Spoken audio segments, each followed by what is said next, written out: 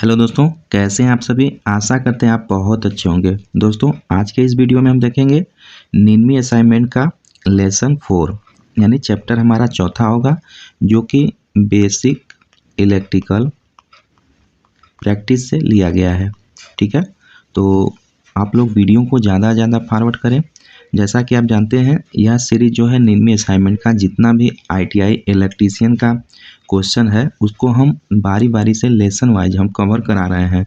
तो इससे पहले लेसन 3 तक हम कंप्लीट कर चुके हैं। तो आप नहीं देखे हैं तो हमारे वीडियो सेक्शन में जाके जरूर देख लीजिएगा। आज हम चौथा लेसन लेकर आए हैं, जो बेसिक इलेक्ट्रिकल प्रैक्टिस से लिया गया है। तो चलिए फिर स्टार्ट कर लेते हैं। देखिए, पहला क्वेश्चन है, तांबे के परमाणु के तीसरे कक्षे में कितने इलेक्ट्रॉन होते हैं, यानी how many electrons are there in the third shell of copper atom. तो दोस्तों, सबसे पहले कॉपर का परमाणु क्रमांक कितना होता है, तो कॉपर का 29 परमाणु क्रमांक होता है। तो जब इसे हम करते हैं तो 2, 8, 18, 1 होता है। ठीक है, यह क्या होता है, पहला सेल होता है, यह दूसरा सेल होता है, यह तीसरा होता है, यह चौथा होता है। तो दोस्तों, यहाँ पे कॉपर का पूछा है तीसरा कक्षा, तो कॉपर का तीसरा कक्षा बता सकते हैं क्या होगा, 18 होगा, यानी 18 होगा। तो राइट आंसर ऑप्शन सी हो जाएगा, 18। ठीक है, वहीं पे पहला पूछता तो 2 हो जाता, दूसरा पूछता तो 8 हो जाता, या चौथा पूछ लेता तो एक हो जाता। यह भी बहुत इंपॉर्टेंट है, कई बार एग्जाम में पूछ चुका है कि परमाणु जो कॉपर होता है उसका लास्ट तीसरे चौथे कक्षे में कितना होता है, यानी लास्ट में कितना एटम होता है, तो 1 होता है। ठीक है, वैसे भी दोस्तों, तांबा जो है आपका एक प्रकार का चालक होता है, गुड कंडक्टर होता है। ठीक है, तो कंडक्टर क्या होते हैं, जो चालक होते हैं दोस्तों, चालक में पदार्थों में मुक्त इलेक्ट्रॉन की संख्या बहुत अधिक मात्रा में होती है। ठीक है, जो गुड कंडक्टर होते हैं तो उसमें इलेक्ट्रॉन की मात्रा बहुत ज़्यादा संख्या में होती है। थोड़ा सा भी इलेक्ट्रिक करंट देने पे वह विद्युत धारा प्रवाहित करने लगते हैं। ठीक है, तो बात करें जो ये जो आपका कंडक्टर है कौन कौन से आते हैं, तो सबसे अच्छा होता है चांदी माना जाता है। ठीक है, उसके बाद कॉपर माना जाता है, फिर एल्युमिनियम आता है, उसके बाद पीतल आता है। तो ये सब हमारे गुड कंडक्टर मटेरियल है। तो बात करें सेमी कंडक्टर एक होता है, तो दोस्तों सेमी कंडक्टर जो होता है वह अर्धचालक होता है। सेमी कंडक्टर हमारा अर्धचालक होता है। तो अर्धचालक में जो मुक्त इलेक्ट्रॉन की संख्या होती है बहुत कम होती है। ठीक है, बहुत कम होती है, मुक्त इलेक्ट्रॉन की संख्या बहुत कम होती है।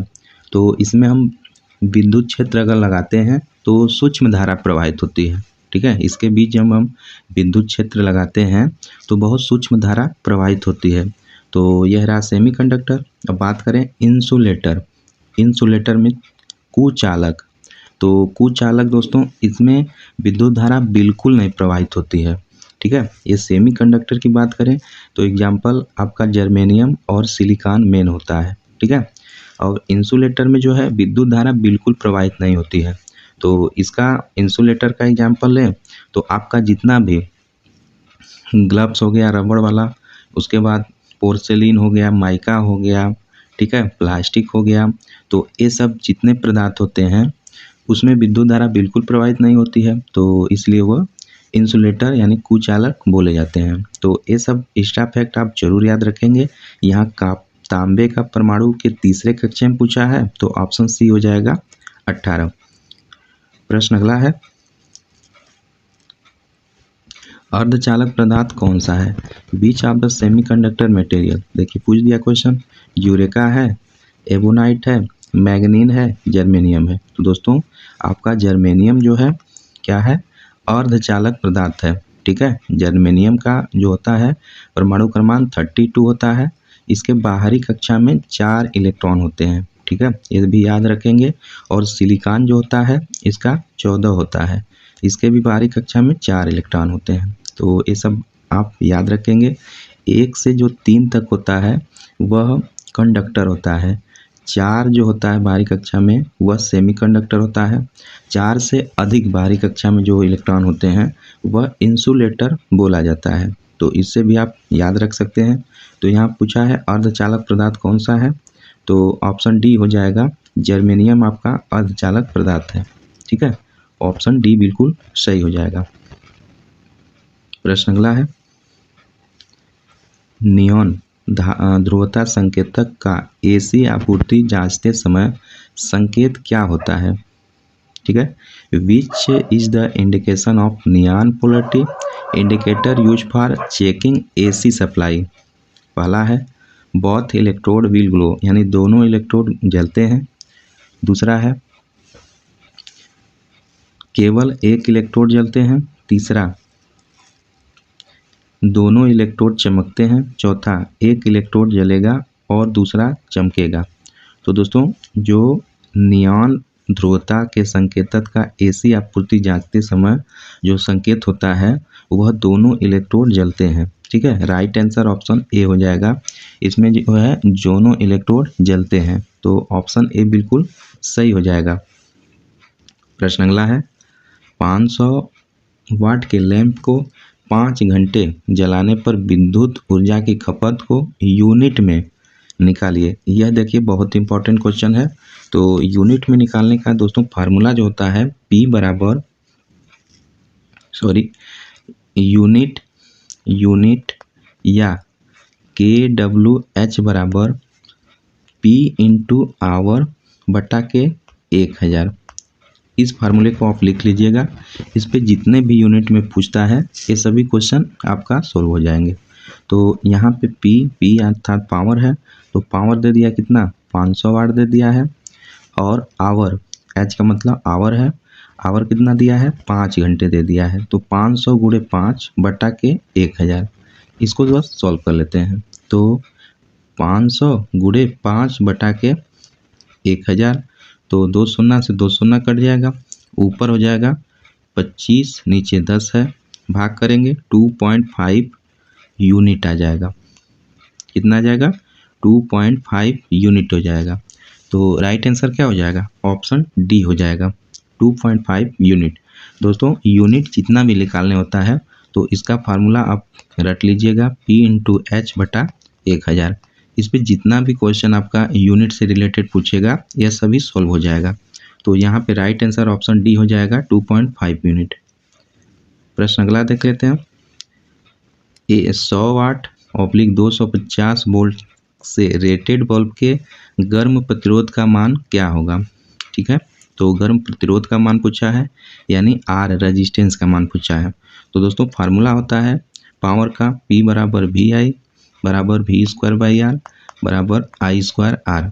तो यहाँ पे P की वैल्यू दे दिया है 100 वाट दे दिया है, और V की वैल्यू दे दिया है कितना 250 वोल्ट दे दिया है। अब R निकालना है, तो इसमें देख लेते हैं कौन सा फार्मूला लगेगा। ए वाला फार्मूला इसमें फिट हो जाएगा। तो P बराबर होता है V²/R, ये फार्मूला होता है, इसे आप याद रखेंगे। तो यहाँ पे P बराबर दे दिया है कितना 100 वाट दे दिया है, तो मान रख लेते हैं। ठीक है, मान रख लेते हैं V²/R। तो P बराबर 100 वाट का मान रख लेते हैं, बराबर V का मान 250 है, 250 इंटू 250 हो जाएगा, क्योंकि V का स्क्वायर है, बटा के R हो जाएगा। तो R इस साइड भेजेंगे और 100 को नीचे ला देंगे। तो R बराबर हो जाएगा 250 इंटू 250 बटा के 100 हो जाएगा। 2 शून्य से 2 शून्य कट जाएगा, तो R बराबर कितना हो जाएगा 625, क्योंकि 25 गुणे 25 करेंगे तो 625 हो जाएगा। यानी फाइनली हमारा दोस्तों R बराबर कितना आ जाएगा 625 ओम आ जाएगा। तो देख लेते हैं राइट आंसर क्या हो जाएगा, ऑप्शन डी हो जाएगा। ठीक है, यानी कि गर्म प्रतिरोध का जो मान होगा वह 625 ओम हो जाएगा। ऑप्शन डी बिल्कुल सही हो जाएगा।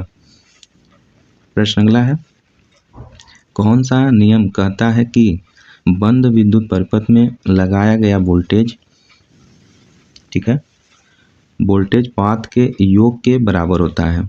तो दोस्तों यह जो नियम बोला जाता है वह किरचॉफ का नियम बोला जाता है, किरचॉफ का नियम। ठीक है, तो ऑप्शन में देख लेते हैं। ऑप्शन आपका पहला डी वाला दिया है, बिल्कुल सही हो जाएगा।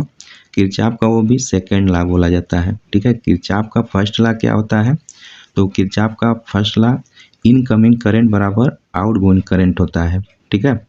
तो सिग्मा आई बराबर 0 होता है इसमें किरचॉफ का फर्स्ट लॉ में, और किरचॉफ का सेकेंड लॉ में जो होता है sigma I R plus E M F बराबर 0 होता है, ठीक है।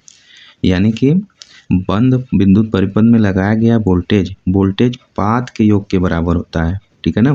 तो किरचॉफ का जो दोस्तों सेकेंड लॉ होता है इसे एनर्जी कंजर्वेशन भी कहते हैं, यानी ऊर्जा संरक्षित नियम भी कहते हैं। और किरचॉफ का जो फर्स्ट लॉ होता है इसे आवेश संरक्षित नियम कहते हैं, यानी चार्ज कंजर्वेशन भी कहते हैं। तो ये सब आप याद रखेंगे। यहाँ पे जो क्वेश्चन दिया है इसका राइट आंसर ऑप्शन डी हो जाएगा।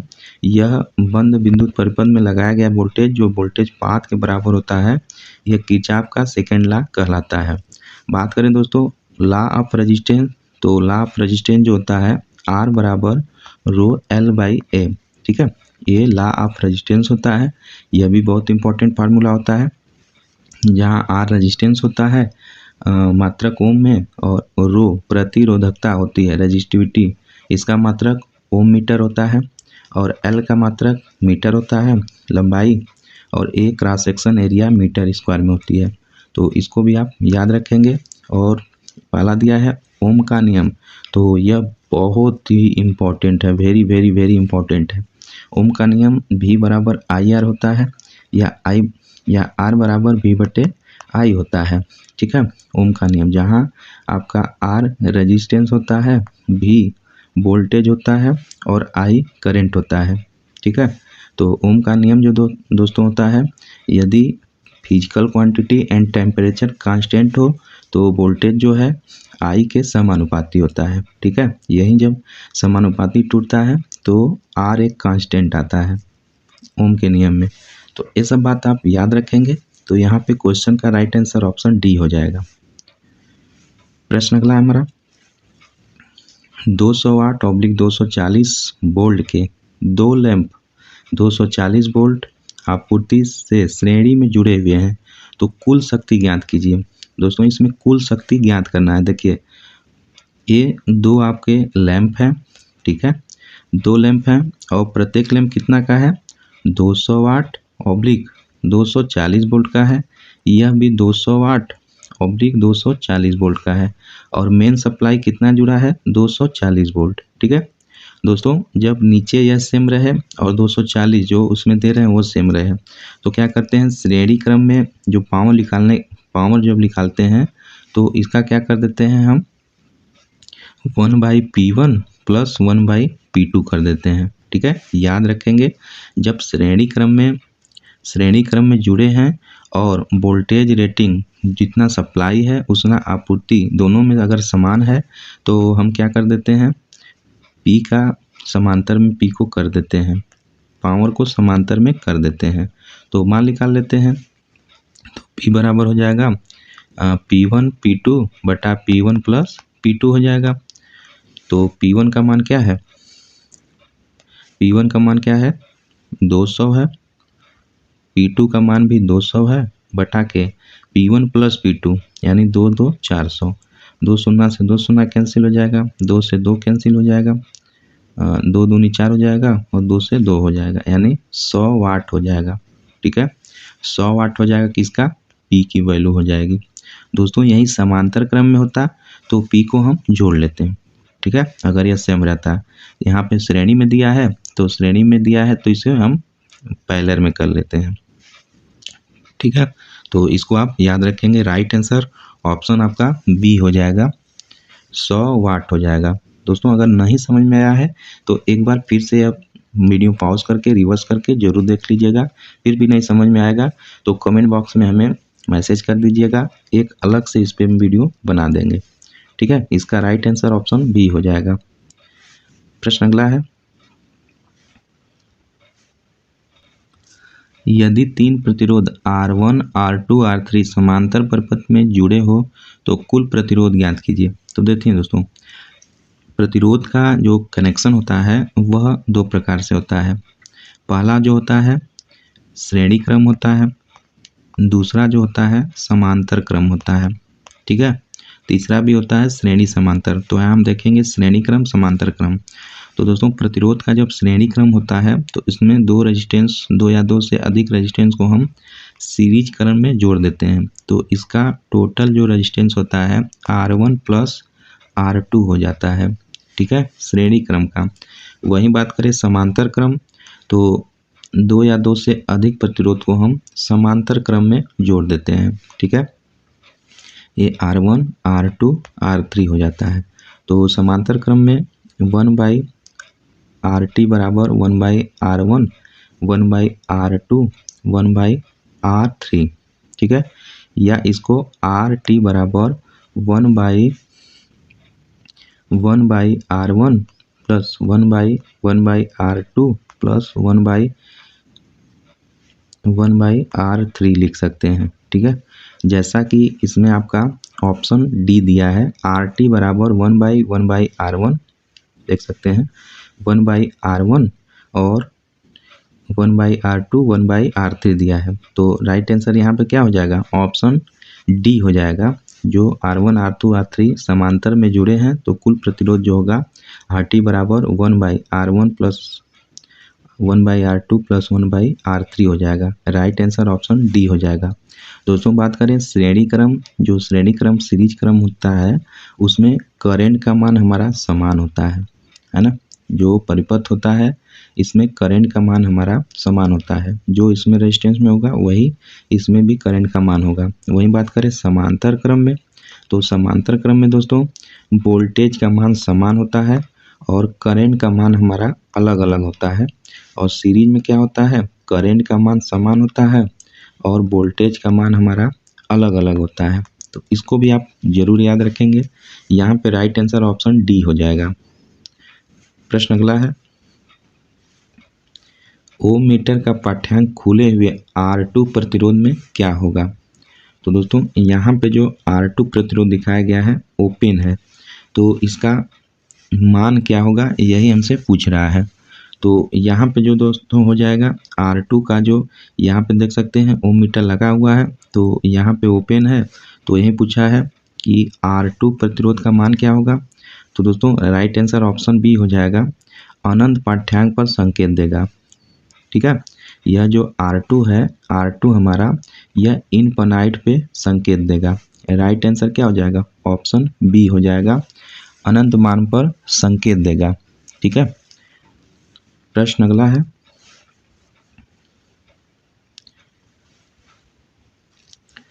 किसी चालक के प्रतिरोध में क्या परिवर्तन होगा यदि उसके व्यास को 2 गुना कर दिया जाए, ठीक है। तो हम जानते हैं R बराबर रो L बटा A होता है या R इन्वर्सली प्रोपोर्शनल A होता है, ठीक है। तो यही रिलेशन पूछा है कि कितना R में परिवर्तन होगा। तो R इन्वर्सली प्रोपोर्शनल 1/A हो जाएगा। तो एरिया बराबर होता है दोस्तों जो पाई डी हो जाएगा। पाई डी क्या होगा, पाई डी R को हम क्या मान लेते हैं, डी मान लेते हैं। तो एरिया बराबर हो जाएगा डी बराबर हो जाएगा डी डैश बराबर 2D हो जाएगा, ठीक है। पहले ए को हम निकाल लेते हैं, डी बराबर 2D डैश हो जाएगा या ए बराबर हो जाएगा पाई डी स्क्वायर बाई 4 हो जाएगा, ठीक है।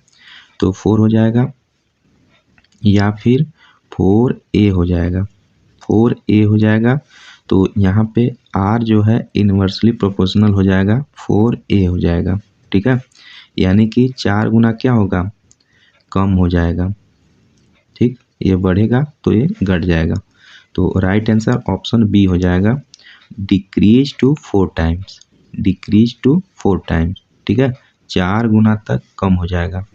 R इन्वर्सली प्रोपोर्शनल 4A हो जाएगा, तो क्या हो जाएगा, 4 गुना तक कम हो जाएगा। राइट आंसर ऑप्शन बी हो जाएगा। प्रश्न अगला है, प्रतिरोध का मान क्या होगा। What is the name of the resistance, नाम क्या होगा, प्रतिरोध का नाम क्या है, ठीक है। पहला है मेटल फिल्म रजिस्टर, दूसरा वायर बाउंड रजिस्टर, तीसरा कार्बन फिल्म रजिस्टर, चौथा है कार्बन कंपोजिट रजिस्टर। तो दोस्तों राइट आंसर जो है ऑप्शन बी हो जाएगा। यह वायर बाउंड रजिस्टर रहता है, तार बांधे हुए प्रतिरोध होता है। ठीक है, यह जो फिगर दिखाया गया है यह वायर बाउंड रेजिस्टेंस होता है। राइट आंसर ऑप्शन बी हो जाएगा। प्रश्न अगला है, रंगकूट विधि के द्वारा प्रतिरोध का मान बताइए। तो दोस्तों कलर कोडिंग से यह प्रश्न पूछ दिया है, तो रंगकूट के माध्यम से हम क्या करेंगे, प्रतिरोध का मान बताएंगे। तो 4 ऑप्शन दिया है, तो चलिए फिर निकाल लेते हैं। देखिए रंगकूट क्या होता है, ब्लैक होता है, ब्राउन होता है, उसके बाद रेड होता है, ऑरेंज होता है। ठीक है, ऑरेंज होता है, उसके बाद फिर ग्रीन होता है, वायलेंट होता है,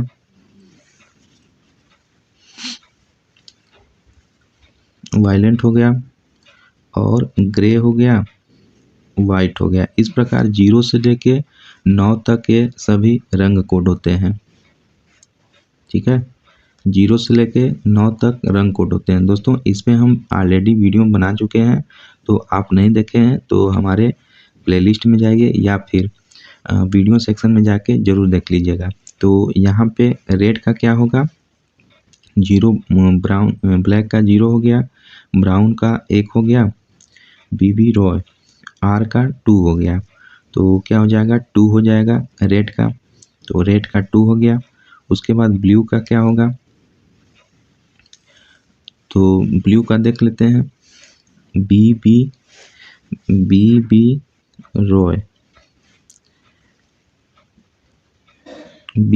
रॉय, तो ब्लैक हो गया, ब्राउन हो गया, red, orange, yellow, great Britain.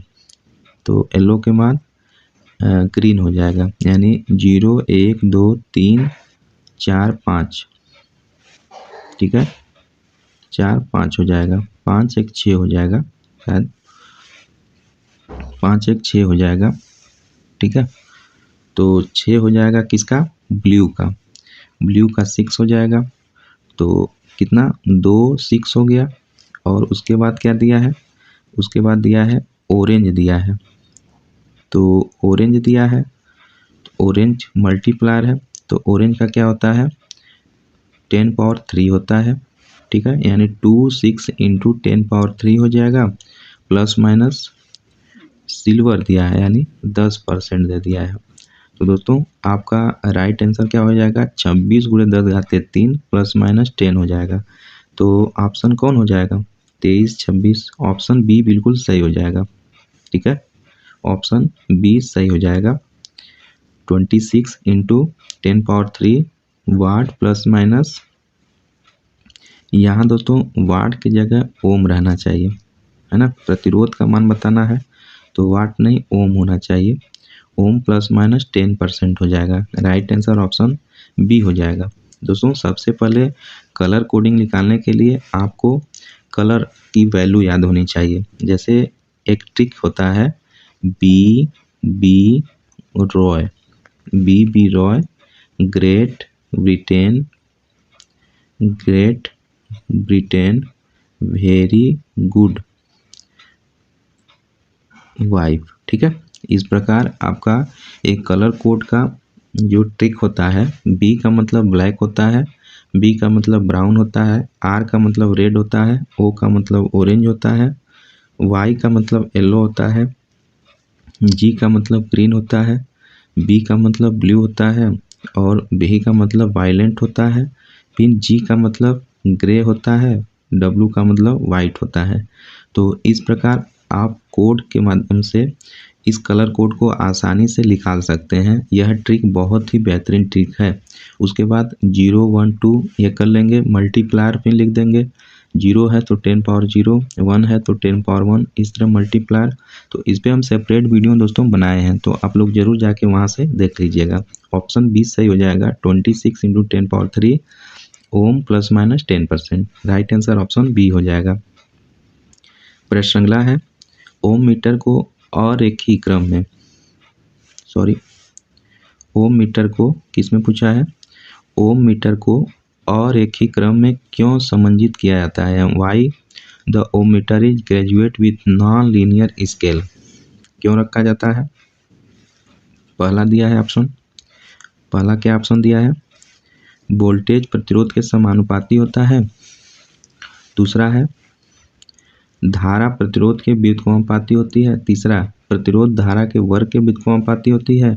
चौथा है वोल्टेज धारा के वर्ग के समानुपाती होती है। तो दोस्तों देखिए, V बराबर आई आर होता है या I बराबर V बटे R होता है, यानी I जो होती है इनवर्सली प्रोपोर्शनल R के होती है। ठीक है, तो राइट आंसर ऑप्शन बी हो जाएगा। जो धारा होती है प्रतिरोध के व्युत्क्रमानुपाती होती है ना, ऑप्शन बी बिल्कुल सही हो जाएगा। Current is inversely proportional to resistance. ठीक है, आई जो है रेजिस्टेंस के व्युत्क्रमानुपाती होता है, या रेजिस्टेंस जो है आई के व्युत्क्रमानुपाती होता है। ऑप्शन बी बिल्कुल सही हो जाएगा। प्रश्न अगला है दोस्तों, व्हीटस्टोन ब्रिज की संतुलन की अवस्था में, देखिए क्वेश्चन में दे दिया है संतुलन की अवस्था में अज्ञात प्रतिरोध RDC का मान ज्ञात कीजिए, जबकि PAB बराबर 500 ओम दे दिया है, QBC बराबर 300 ओम दे दिया है, SAO बराबर 15 ओम दे दिया है। ठीक है दोस्तों, यह जो सेतु है, ब्रिज है, ऑलरेडी बैलेंस है। अगर बैलेंस नहीं रहता तो डिफिकल्ट हो जाता है, बैलेंस रहता है तो इजी हो जाता है, यानी गैल्वेनोमीटर G का मान 0 हो जाएगा यहाँ से। तो हमें ज्ञात करना है क्या, RDC का मान। तो यानी कि RDC यहाँ है, इसका वैल्यू हमें ज्ञात करना है। तो देखिए दोस्तों, सबसे जो इजी मेथड होता है, आपको जो जब वेन ब्रिज बैलेंस रहता है तो सामने सामने का गुणा कर दीजिए। ठीक है, RDC गुणे सामने कौन है, PAB है, बराबर हो जाएगा BAD इंटू सामने क्या है, QBC हो जाएगा। बस मान रख दीजिए। तो RDC का हमें ज्ञात ही करना है। PAB का मान कितना दिया है, देखिए यहाँ PAB का मान दे दिया है 500 ओम, तो 500 ओम लिख लेंगे, बराबर BAD। ठीक है, BAD, तो BAD इसमें नहीं है, QBC 300 है, SAO यहाँ पे SAO है। ठीक है, लगता है यहाँ पे मिस्टेक दिया है, SAO 15 है और QBC 300 ओम है। तो QBC 300 गुणे यहाँ BAD नहीं है, SAO है, ये हो जाएगा 15 हो जाएगा। तो बस इसको सॉल्व कर देंगे। ठीक है, तो RDC बराबर RDC इंटू 500 बराबर 15 इंटू 300। सॉल्व कर लेते हैं। RDC बराबर 15 इंटू 300 बटा के 500, 2 शून्य से 2 शून्य कैंसिल हो जाएगा, 5 3 15 हो जाएगा, और ऊपर 3 गुणे 3 9 हो जाएगा। RDC बराबर 9 ओम हो जाएगा। ऑप्शन देख लेते हैं, तो ऑप्शन बी बिल्कुल सही दे दिया है, 9 ओम। ठीक है दोस्तों, तो सबसे इजी मेथड यही होता है कि सामने सामने का आप आपस में गुणा कर दीजिए, और एक वैल्यू फाइंड करने के लिए दिया रहता है, 3 वैल्यू ऑलरेडी दिया रहता है, इजी से आप निकाल सकते हैं। ठीक है, तो यहाँ पे जैसे सामने सामने दिया है उसको एक तरफ लिख लेंगे, जैसे RDC दिया है इंटू PAB दे दिया है, बराबर अब इसके सामने क्या है, QBC है इंटू BAD है, इसको एक साइड लिख के, और जो ये फाइंड करना है बाकी 3 वैल्यू दिया है आप मान रख के निकाल सकते हैं। तो राइट आंसर क्या हो जाएगा, ऑप्शन बी 9 ओम हो जाएगा। प्रश्न अगला है, किस पदार्थ में ऋणात्मक तापमान गुणांक का गुण होता है। तो सबसे पहले दोस्तों बताना चाहेंगे, जो ऋणात्मक ताप गुणांक जो गुण होता है वह सेमीकंडक्टर और इंसुलेटर में होता है ना, सेमीकंडक्टर और इंसुलेटर में होता है। और यहीं पे पॉजिटिव टेम्परेचर गुणांक पूछता तो यह मेटल में होता है, यानी चालक में होता है। तो यहाँ पे पूछा है ऋणात्मक ताप गुणांक, तो पहला माइका है, अभ्रक है, दूसरा यूरेका है, तीसरा तांबा है, चौथा मैग्नीन। तो दोस्तों यह भी कंडक्टर होता है, कॉपर भी कंडक्टर है, यूरेका भी कंडक्टर है। ये आपका क्योंकि यूरेका और मैग्नीन ये सब मिश्र धातु हैं, और जो आपका कॉपर है तो ये तो गुड कंडक्टर है। यही माइका आपका यह इंसुलेटर होता है ना, माइका इंसुलेटर होता है। जो आपका राइट आंसर ऑप्शन ए हो जाएगा। जो माइका में होता है ऋणात्मक तापमान गुणांक का गुण होता है। ठीक है दोस्तों, माइका हमारे भारतवर्ष में बहुत मात्रा में पाई जाती है, और यह जो अग्नि जहाँ पे बहुत हीटिंग का वर्क होता है वहाँ पे इसका प्रयोग किया जाता है। प्रेस वगैरह की जो तली होती है उसमें माइका प्रयोग करते हैं। ठीक है, तो राइट आंसर ऑप्शन ए हो जाएगा। प्रश्न अगला है, ओम के नियम से संबंधित विद्युत राशियाँ कौन सी है? तो ओम का नियम क्या है? V बराबर IR। तो इसमें वोल्टेज होगा, करंट होगा, रेजिस्टेंस होगा। तो देख लेते हैं, धारा होता है, प्रतिरोध होता है, शक्ति ये नहीं होता है। दूसरा धारा होता है, वोल्टेज होता है, प्रतिरोधकता ये भी नहीं होती है, रो नहीं होता है। तीसरा धारा होता है, वोल्टेज होता है, प्रतिरोध, बिल्कुल सी सही हो जाएगा, क्योंकि I भी होता है, V भी होता है, R भी होता है ना। तो राइट आंसर ऑप्शन सी हो जाएगा। प्रश्न अगला है दोस्तों, समांतर परिपथ में R2 का मान ज्ञात कीजिए। दोस्तों ये जो R2 का मान है वह ज्ञात करना है। ठीक है, तो यहाँ पे दे दिया है टोटल वोल्टेज दे दिया है 24 वोल्ट, और यहाँ से करंट हमारी 15 एम्पियर जा रही है। तो दोस्तों हम जानते हैं समांतर क्रम में क्या होता है, समांतर में हमारा वोल्टेज का मान समान होता है और करंट का मान अलग अलग होता है। ठीक है, करंट का मान अलग अलग होता है। तो जैसा इस फिगर में आप देख सकते हैं, यहाँ पे एक प्रतिरोध है, यहाँ दूसरा है, यहाँ तीसरा है। तो यह कहीं ना कहीं समांतर क्रम है, पैरेलल कॉम्बिनेशन है। तो इसमें हमारा जो 24 वोल्टेज है वह यहाँ भी 24 होगा, यहाँ भी 24 होगा, यहाँ भी 24 होगा, और करंट हमारा 15 एम्पियर जो है यह तीनों में अलग अलग डिवाइड हो जाएगी। क्योंकि समांतर में क्या होता है, वोल्टेज का मान तो समान होता है, यानी तीनों रेजिस्टेंस में जो वोल्टेज होगा समान होगा, लेकिन करंट तीनों रेजिस्टेंस में अलग अलग होगी। तो हमें ज्ञात करना है R2 का मान। ठीक है, R2 का मान ज्ञात करना है। तो सबसे पहले यहाँ R1 में हम देख लेते हैं कि R1 में हमारा करंट कितना आएगा। ठीक है दोस्तों, तो देखिए यहाँ पे R दे दिया है कितना, 8 दे दिया है, और यहाँ पे भी कितना है, 24 है, क्योंकि सप्लाई वोल्टेज 24 है, तो इन तीनों में 24 वोल्ट समान होगा। तो V बराबर IR होता है। ठीक है, या I बराबर क्या हो जाएगा, V बटा R हो जाएगा। तो V का मान कितना है, 24 है, और R का मान 8 है, तो 8 लिखे 24, यानी 3 एम्पियर यहाँ करंट फ्लो होगा। और R3 में करंट देख लेते हैं, तो I बराबर V बटा R। तो V का मान 24 है, R का मान यहाँ कितना है, 3 है, तो 3 8 है 24, यानी यहाँ पे 8 एम्पियर यहाँ आ गया।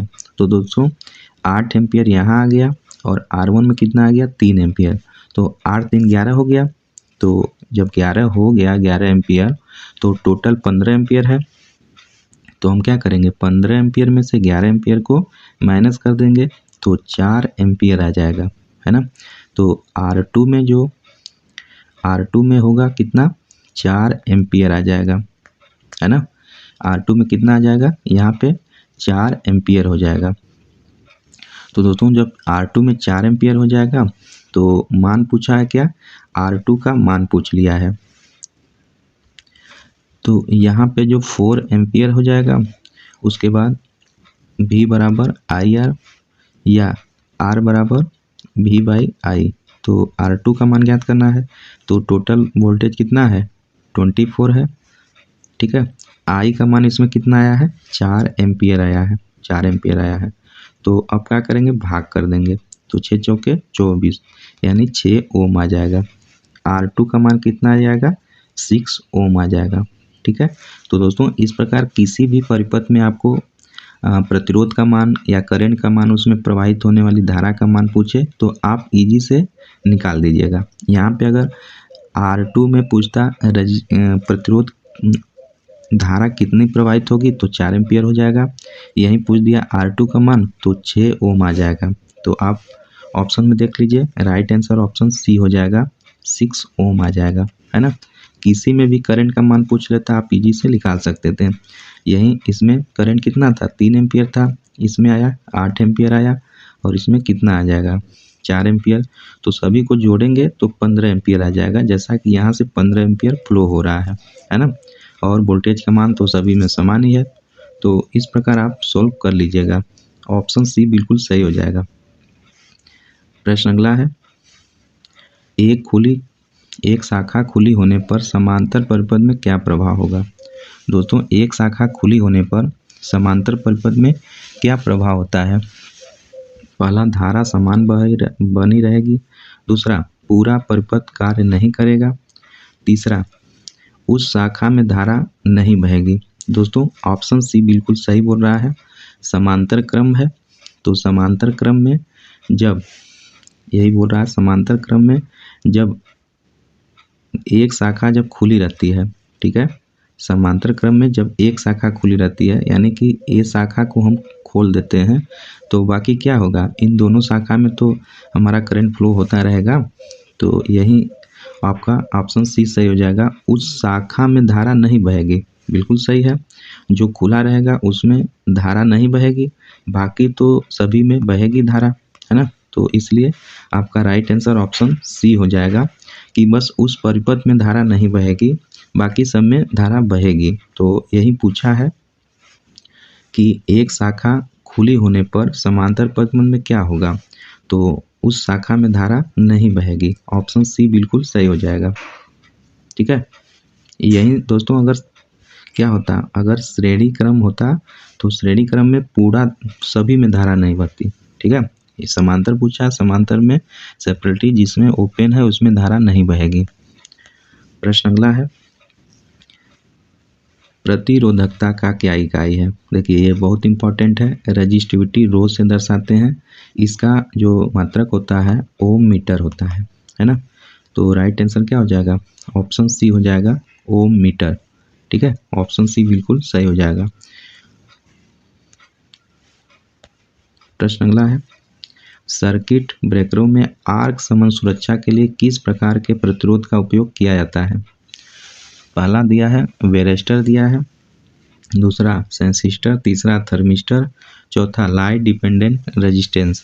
तो दोस्तों, राइट आंसर जो है ऑप्शन ए हो जाएगा, जो सर्किट ब्रेकर में आर्क समान सुरक्षा के लिए हम वायरिस्टर का प्रयोग करते हैं, है ना। आपका राइट आंसर ऑप्शन सी हो जाएगा।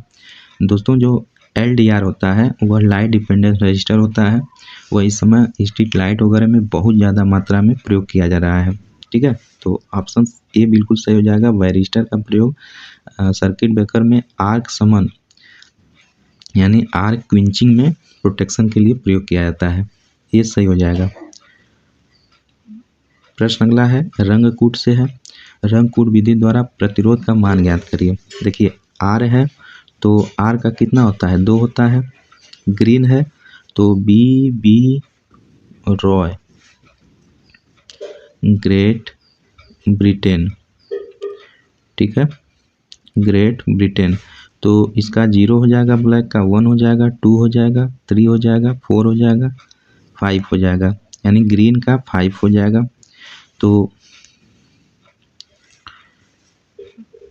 रेड का 2, ग्रीन का 5, ऑरेंज दिया है तो ऑरेंज का क्या होता है, 3 होता है, 10 पावर 3 हो जाएगा।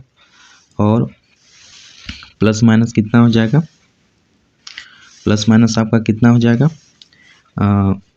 क्या दिया है, गोल्ड दिया है तो प्लस माइनस 5% हो जाएगा, है ना। तो राइट आंसर क्या हो जाएगा, ऑप्शन सी हो जाएगा, ठीक है। दोस्तों, देखिए, हमें याद है, आसानी से कर दे रहे हैं, आप भी अंक तालिकाओं को याद कर लेंगे तो कलर कोडिंग बहुत ही इजी हो जाएगा दोस्तों, है ना। तो 21 का राइट आंसर क्या हो जाएगा, ऑप्शन सी हो जाएगा, 25 × 10 पावर 3 प्लस माइनस 5% हो जाएगा, है ना। रेड का 2 होता है और ग्रीन का 5 होता है, प्लस माइनस मल्टीप्लायर ऑरेंज का 10³ होता है प्लस माइनस गोल्ड का 5% होता है। वही सिल्वर की बात करें तो 10% होता है और नो कलर का प्लस माइनस 20% होता है ना। इसको आप याद रखेंगे। तो यहाँ पे ऑप्शन सी बिल्कुल सही हो जाएगा।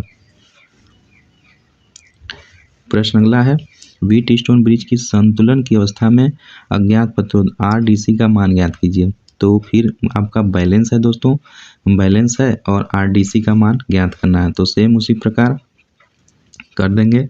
तो इससे पहले भी एक क्वेश्चन हम उस पर लगा चुके हैं, तो आप उसको ज़रूर आप ट्राई करिएगा। इसका जवाब हमें कमेंट बॉक्स में ज़रूर फिल करिएगा कितना आएगा, ठीक है। सेम उसी प्रकार है, ठीक है।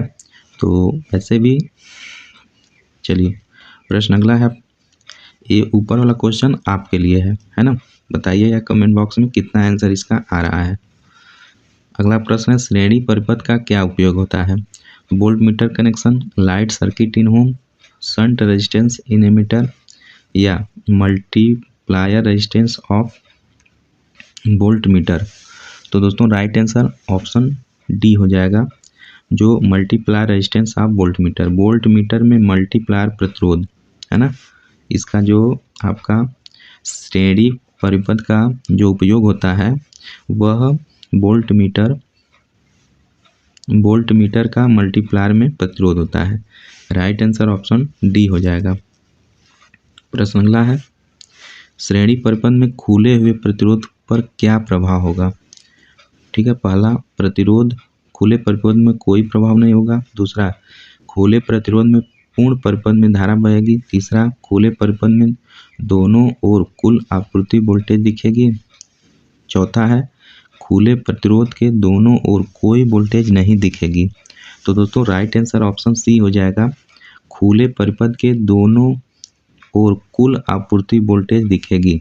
ठीक है, यानी आपका श्रेणी परिपथ में जो खुले हुए प्रतिरोध पर क्या प्रभाव, ये श्रेणी है, श्रेणी में जब खुला प्रतिरोध रहेगा तो खुले प्रतिरोध में दोनों ओर कुल आपूर्ति वोल्टेज दिखेगी, है ना। राइट आंसर ऑप्शन सी हो जाएगा।